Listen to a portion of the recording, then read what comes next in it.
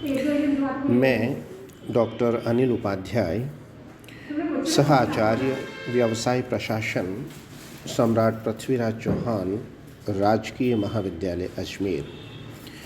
आज हम बीकॉम पाठ प्रथम के विद्यार्थियों के लिए प्रबंध के क्षेत्र के बारे में जानने का प्रयत्न करेंगे।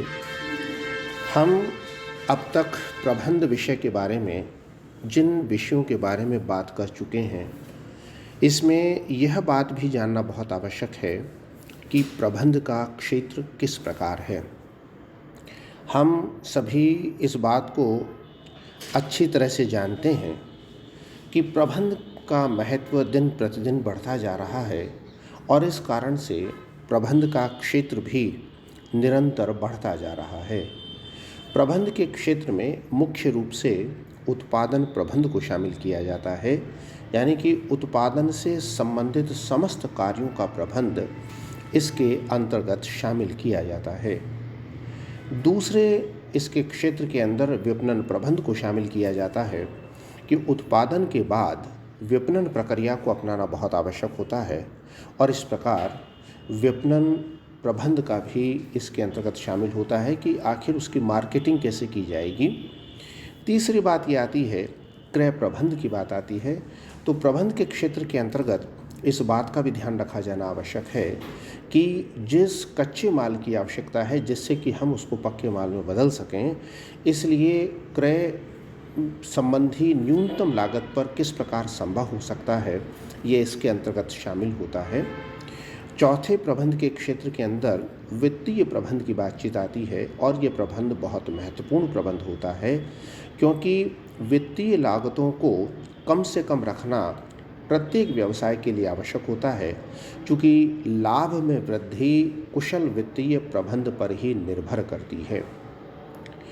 इसके अतिरिक्त सेविर वर्गीय प्रबंध का भी प्रबंध के क्षेत्र में सम्मिलित होता है। सेविर वर्गीय प्रबंध यानी कि मानव संसाधन प्रबंध वर्तमान परिस्थितियों में सबसे अधिक महत्वपूर्ण है, क्योंकि हम जब मानवीय संसाधनों पर बल देते हैं, ध्यान रखते हैं, तो निश्चित रूप से वह संस्था उत्तरोत्तर प्रगति करती है, अपने ऊंचाइयों के सोपान पर आगे बढ़ती रहती है। इसलिए यह प्रबंध बहुत आवश्यक हो गया है। कार्यालय प्रबंध का भी कार्य इसके क्षेत्र में सम्मिलित होता है, क्योंकि कार्यालय को एक सुनियोजित पूर्ण रूप से चलाना बहुत आवश्यक होता है, जिससे दैनिक कार्य गतिविधियों का सुचारू रूप से प्रबंध किया जा सके। यातायात प्रबंध भी इसके क्षेत्र में सम्मिलित होता है, क्योंकि यातायात के साधनों का भी हम प्रयोग करते हैं। इसलिए माल किस प्रकार से हमारे यहाँ से जाएगा, किस प्रकार से उपभोक्ता तक पहुँचाया जाएगा, इस बात की भी एक उचित व्यवस्था किया जाना आवश्यक होता है। इसी के साथ अनुरक्षण प्रबंध भी बहुत आवश्यक है कि जो भी मशीन, उपकरण, औजार एक इकाई में काम में लिए जाते हैं, उनकी मेंटेनेंस कैसे होगी, उसको ठीक किस प्रकार से रखा जा सकता है, यह बात भी बहुत आवश्यक है। तो यह अनुरक्षण प्रबंध के अंतर्गत शामिल होता है। प्रबंध के क्षेत्र के अंदर विकास प्रबंध को भी शामिल किया जाता है, क्योंकि वर्तमान समय में जिस स्थिति में व्यवसाय है, उस व्यवसाय का विकास और विस्तार कैसे किया जाएगा और इसी प्रकार से शोध और नवाचार के आधार पर हम विकास कैसे करेंगे, किन नवीन बातों को समावेश प्रबंध करेगा, ये सब बातें विकास प्रबंध के अंतर्गत शामिल होती हैं। इसी के साथ साथ लेखा प्रबंध व समय प्रबंध को भी ध्यान में रखना होता है कि सारे अकाउंट्स को मेंटेन करना, टाइम मैनेजमेंट को मेंटेन करना भी प्रबंध के क्षेत्र में सम्मिलित होता है, क्योंकि लेखा कार्यों के उचित प्रबंधन से सभी कार्यों का संधारण आसानी से हो जाता है और जिस प्रकार की चीज़ों की हमें आवश्यकता होती है वो आसानी से हमको मिल सकती हैं।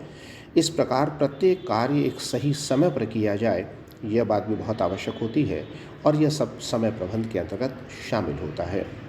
इसके अतिरिक्त प्रबंध के क्षेत्र के अंदर आवश्यकता के आधार पर भी प्रबंध के क्षेत्र को बांटा जा सकता है कि जिस प्रकार की परिस्थितियां होती हैं उस आधार पर हम प्रबंध किस प्रकार किया जाएगा। तो इस प्रकार आज हमने इस बात को जानने का प्रयत्न किया कि प्रबंध के क्षेत्र के अंतर्गत जिन विभिन्न प्रकार के आयामों को शामिल किया जाता है उसको हमने आज देखा। अगले टर्न पर हम कुछ अन्य बातों का अध्ययन करेंगे।